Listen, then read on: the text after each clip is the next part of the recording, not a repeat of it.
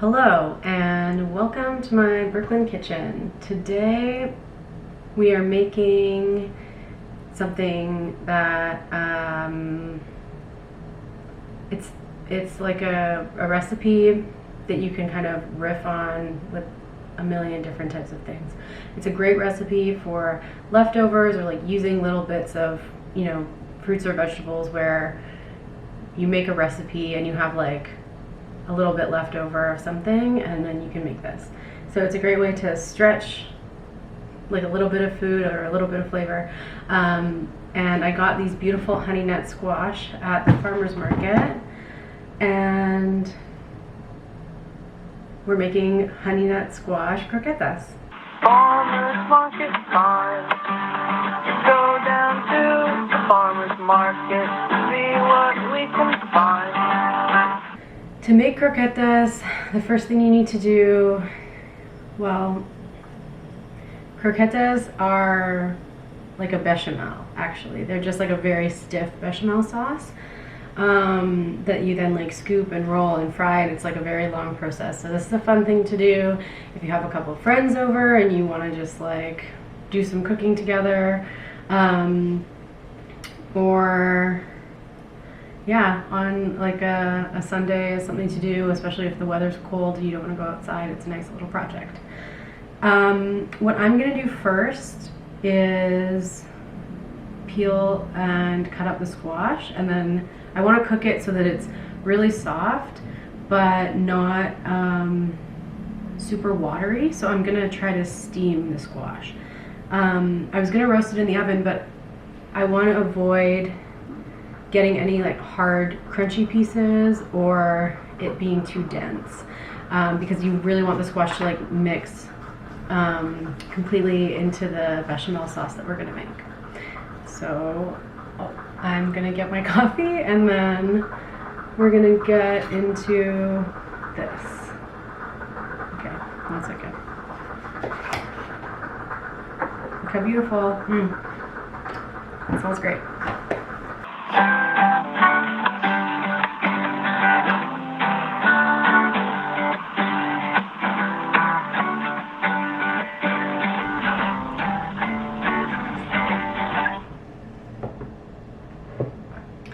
Okay, I have a lot going on here.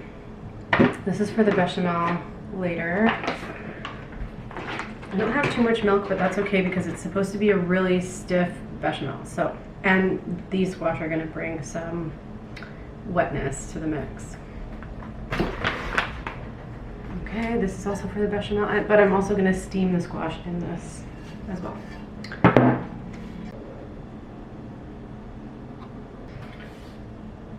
Okay, these are the pickles that I made also. Once I get these on, I'm going to taste the dill pickles that I made again and do like a second taste test because they've been going now for a little while and I want to see how they're progressing. But we have to cut our squash.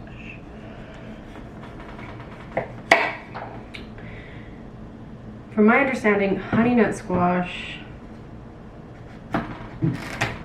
are a crossbred variety. It was part of a project that Row 7 Seeds did to make a very delicious version of a coconut squash, I think. Or is it the coconut that is the, I don't know. Look it up, Row 7 Seeds. That's like,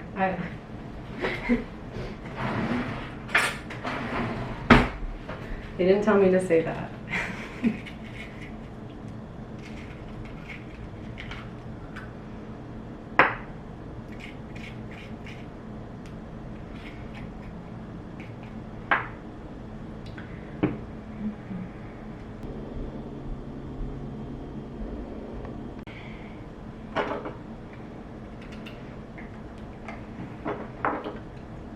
So now I'm just gonna peel these. You can use a peeler if you want, but sometimes I find that squash skin is a little bit too tough for most peelers. So that's why I like to use this paring knife.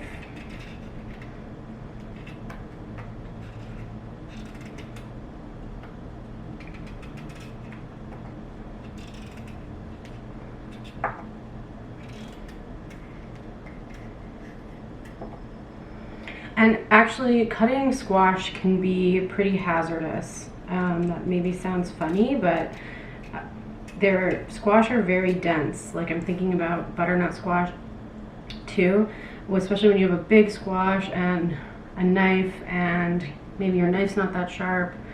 But even if your knife is sharp, going through a big squash can be a challenge. So just make sure you're taking all the safety precautions, because it's an easy way to hurt yourself, is trying to muscle your way through a squash or through squash skin.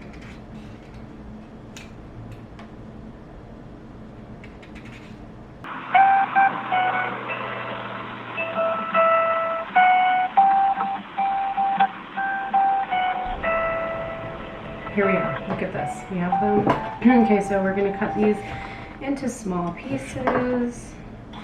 I just love this color, and like, look at this. Again, these are really hard. They're not spongy. It's very dense. It's dense in color. They smell amazing. So you just know that when you get squash like this, that it's going to taste really good. So what's nice also about squash, and also like other fall vegetables, is that they usually last in cold storage, aka fridge, for a long time. So I think this squash is actually like at least a week, if not a couple weeks old at this point. But it's still very fresh and beautiful.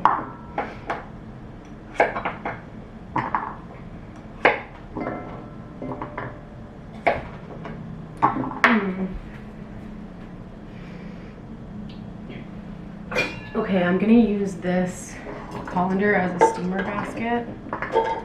I was gonna just kind of boil these, like simmer them, but I think I'll really steam them.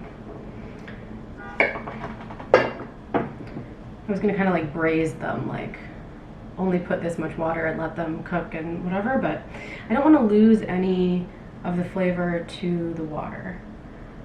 And if I need any more liquid, like I have some milk, but if I need any more liquid, I can always use the steaming liquid.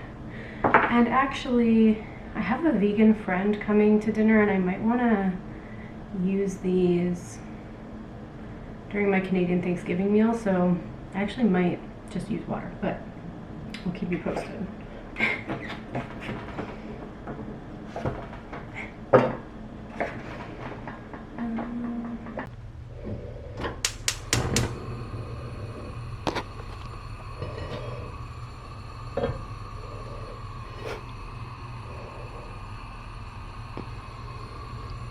It's a bit of a contraption, so watch your little toesies. This lid isn't very secure. In fact, I'm just going to use a plate.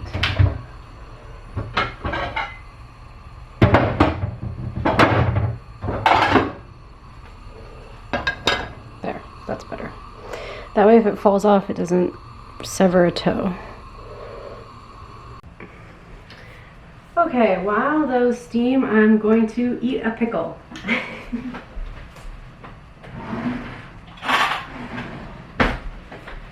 Very exciting, very thrilling. Watch as I, Morgan Lee, eat a pickle.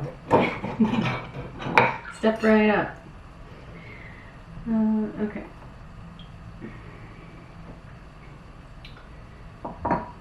Very beautiful. I kind of wish they were a little bit smaller. Okay, now they're a little softer. Let's see.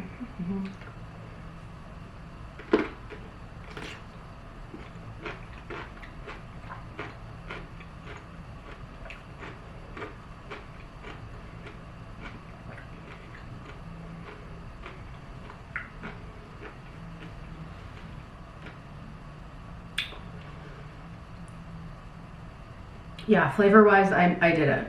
It's great. My only complaint would be, next time I do it, I'll do it with smaller pickles. smaller cucumbers. And so I don't know what I said in the previous video when I was making it, but I actually added a full cup of white vinegar to this, and it's almost too much, but with a smaller pickle it will be perfect. Smaller cucumber.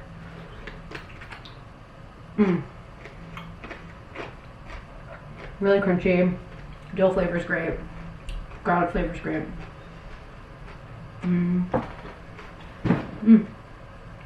Yeah. Yum. So I think what I ended up doing was 3 days on the counter, then I moved it in the fridge. It wasn't enough, so I moved it out on the counter again for 2 days and then back in the fridge. I don't know if you want to go just like 5 days, 5 or 6 days out on the counter before you add the vinegar, but once you add the vinegar, I think just put it in the fridge, and it takes some time for that like sourness to really permeate through the cucumber. But yeah, this is super delicious.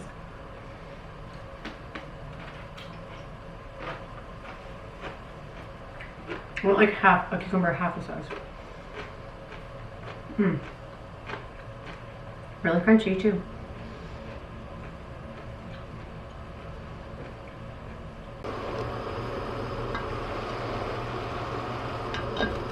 I realized that while the squash is cooking, we can make the bechamel. So I'm going to move over to the stove top, and oh, see, I'm not going to make this vegan because, okay, so normally a bechamel is butter, flour, and milk. But since I'm feeling like in an experimental mood, maybe I will try to make it vegan. So instead of using, I brought out my buttered milk, but instead of using butter and milk, I might try to do olive oil and water with flour, which seems kind of gross when I say it out loud, but maybe it will work. Let's try it out. Okay, I can smell that the olive oil is getting hot, so now I'm gonna add like probably 3 tablespoons of flour, like very heaping. This is not a tablespoon, this is like 2 tablespoons in one. So 3 heaping spoons of flour, maybe 4 heaping spoons of flour, maybe 5 heaping spoons of flour, because we want it to be really dense brew. Okay, now you're cooking the oil and flour together, and you want to cook this. This is the texture you're looking for, and you want to cook this for a minute or 2, and that is going to activate the flour, so that when you then add the water, it's going to thicken up. Okay, now I'm going to add the water. I'm going to add it a little bit at a time so that and just constantly stir and make sure that everything goes together really nicely. I have other recipes where I make roux and add liquid to it. So if you want more of a close-up, I would say check out the turkey gravy episode from Cooking in Canada, and that's probably a good place to, well, anyway, I have other ones. There's also a bechamel episode that I did, so you can look at that one. That's also not a great one. But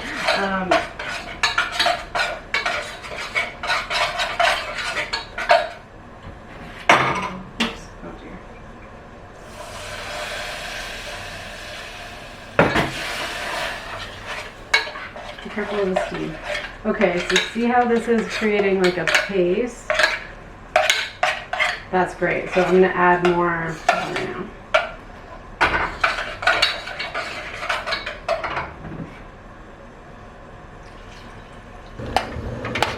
Look at our beautiful thing that we made. So I'm gonna continue stirring because I want a little bit more of that moisture to evaporate, because as we add the squash, this is going to loosen up a little bit, and we want it to be tight enough that after we cool it, we can scoop it and roll it into balls really easily, or little croqueta shapes.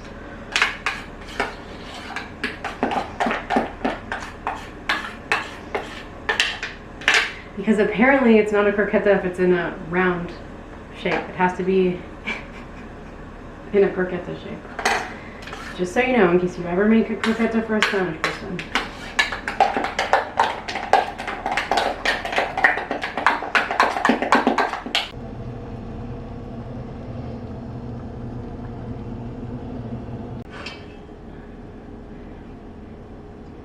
Okay.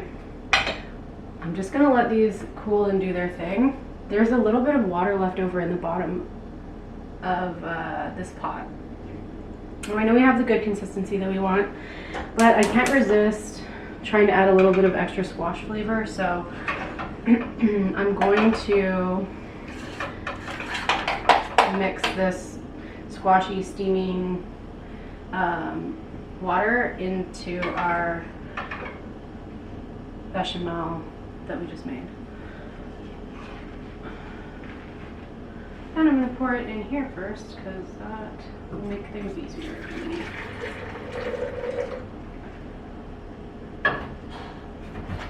So I have the heat back on. I'm just going to stir and add this in.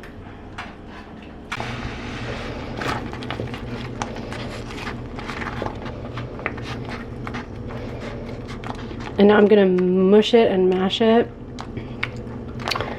And see how soft our squash is. It's just melting into this mixture. So if it's not, you did not cook your squash enough. And I'm sorry about that, but maybe next time, or maybe you can troubleshoot by trying to cook this a little bit more. But I would say you want to err on the side of having your squash more cooked than less cooked.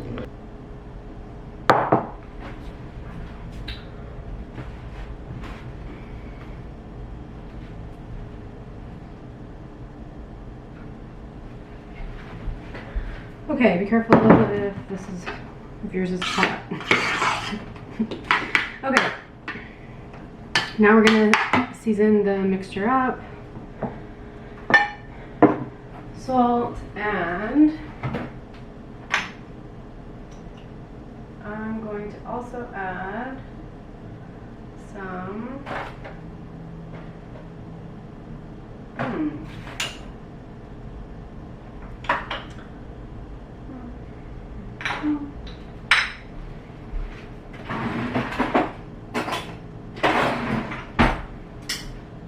okay, you can add whatever you want.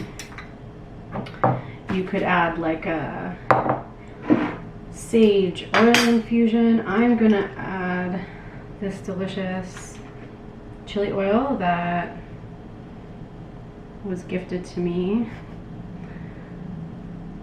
to add a little bit of spice in the background.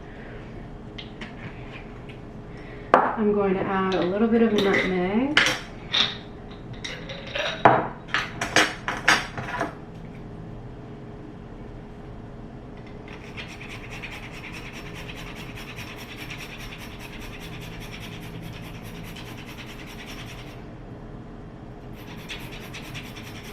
Nutmeg is one of the seasonings in a traditional bechamel, so that's nice, and it also goes, it's like a really nice fall flavor, goes great with squash. And then I'm going to add just a tiny bit of canela, which is a type of cinnamon. Just a little tiny bit, because a little goes a long way, so just like a little pinch, and that's it.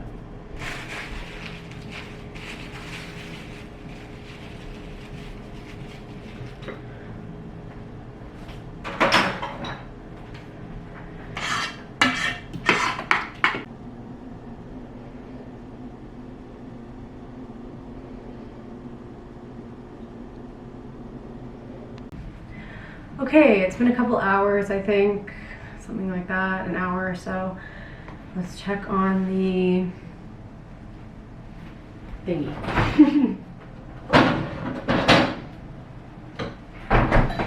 Okay, look at this. I actually checked it before, so full disclosure. This is very bouncy, it's very thick, it passes the blizzard test. And now we're going to bread it. And luckily I had enough time to think about how I'm going to bread these without eggs. So I'll also say some people just, well, yeah, anyway, we need to scoop these out, roll them out, then we bread them, and then we fry them. Okay. So I have 3 plates set out. I have this big platter. And I'm going to take off my bracelet because this can get a little goopy. Okay, so I bought this yogurt. Ooh.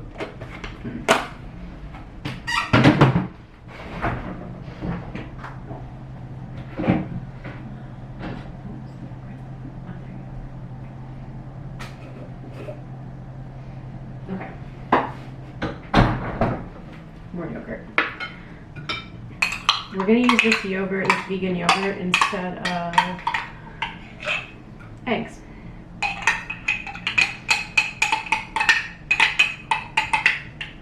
I really like this one. This one's my favorite that I've tried 2. This is my favorite that I've tried. I'm gonna loosen this up a little bit with some water.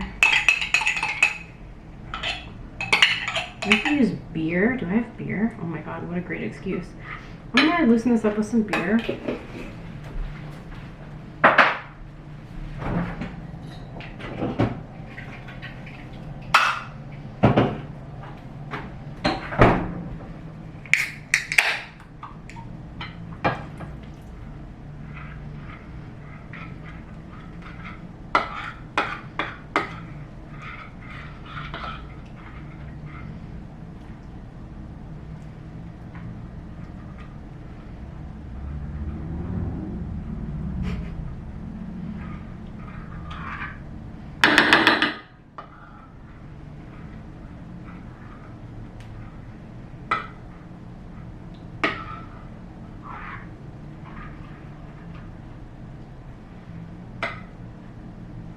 I want to make sure there's enough of this like liquidy part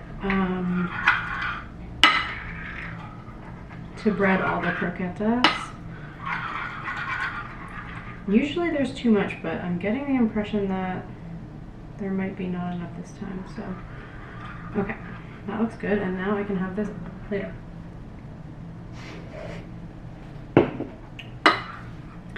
Yum, okay, wow, look at this.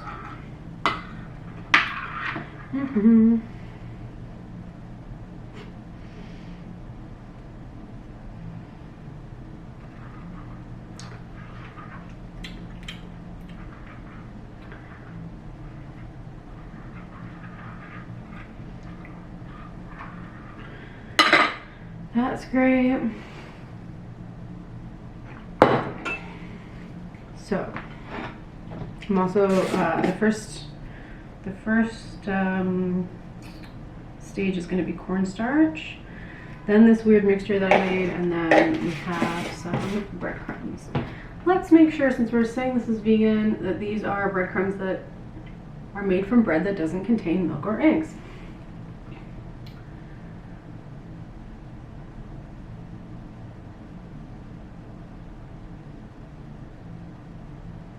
Okay, yeah, we're in the clear. Soyless, yeah, no, nothing dairy related in this. Lovely. Just a nice little double check. Okay.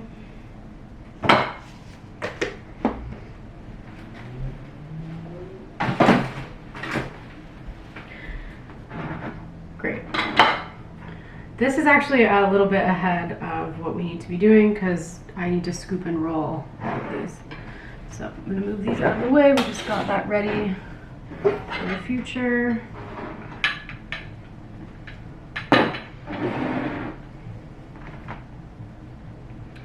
And now, for some reason, I pulled this out, but I think I'm gonna use a tray.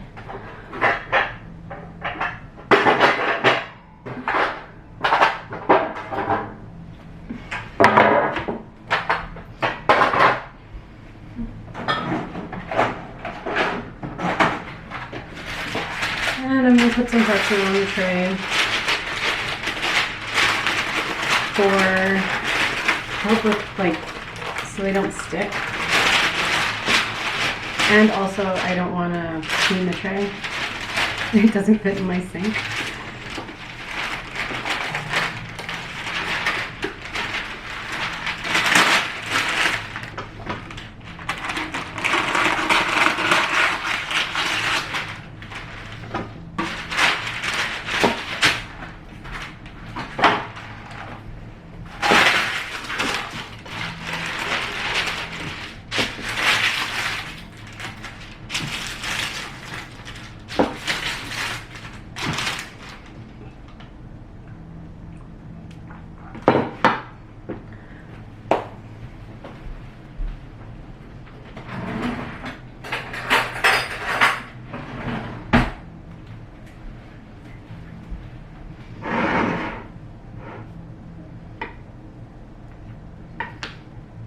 Okay.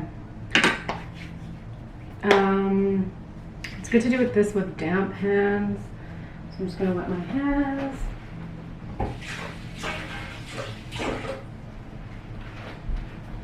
Okay, hands are wet.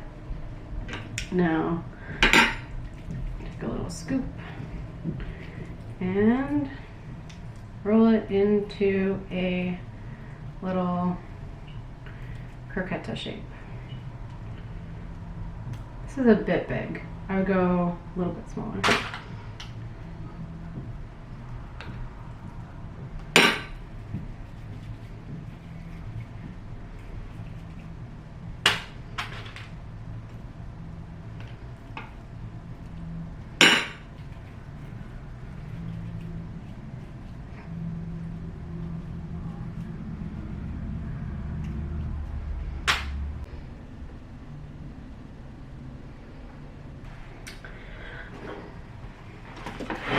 Okay, so we have the tray full. There's still a few more to scoop. I'm gonna throw this in the fridge because that's gonna make it a lot easier to roll these and like bread them.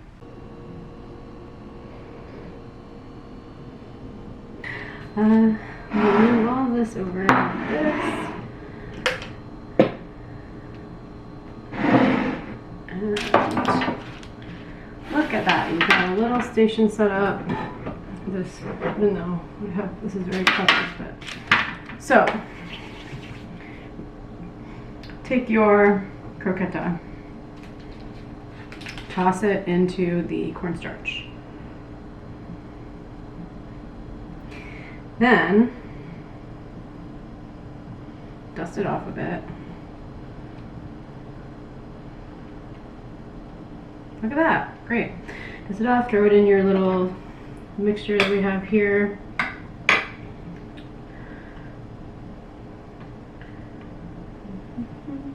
And then into the breadcrumbs.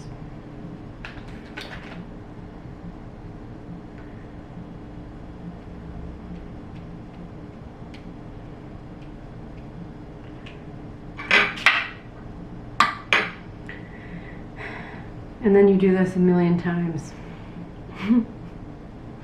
And yeah, it's good to have beer and music while you do this. So I will see you when these are all breaded.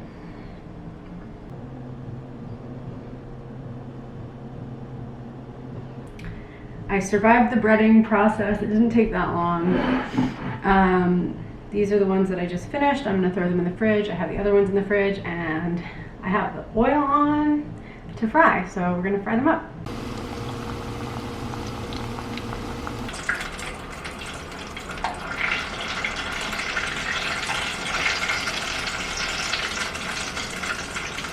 Okay, fry them until they're golden brown and crispy on all sides.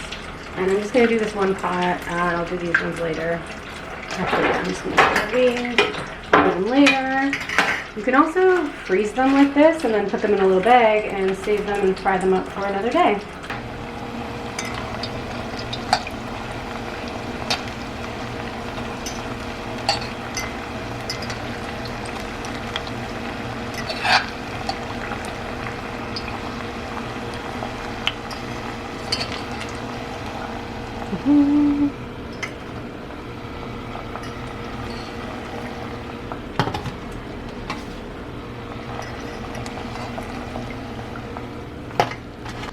Okay, here we have our beautiful croquetas. Ooh, they are probably really hot.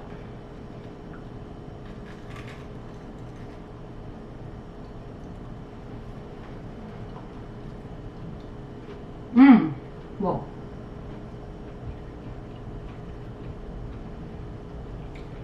Okay, let them cool down. But really good crust on the outside.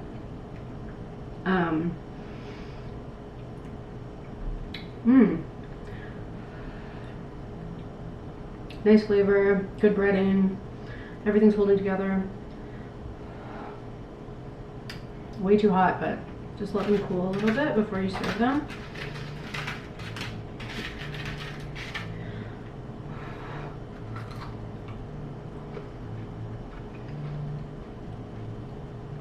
Crispy on the outside, soft on the inside, tastes like squash. Has a tiny hint of spice in the, just at the back of your throat, or like when you're, after you taste everything, then you get a little bit of spiciness. It's nice.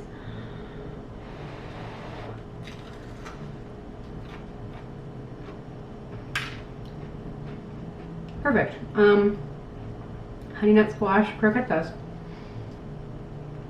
Try them out. These are vegan, but you can make it not vegan if you want. Thanks so much for watching till the end. I hope you learned some new techniques. I've started putting the ingredients lists in the description box below. I love any feedback, so please don't hesitate to comment. And if you like what I'm up to here at Miss Produce, then please subscribe to my channel. Thanks again, you guys.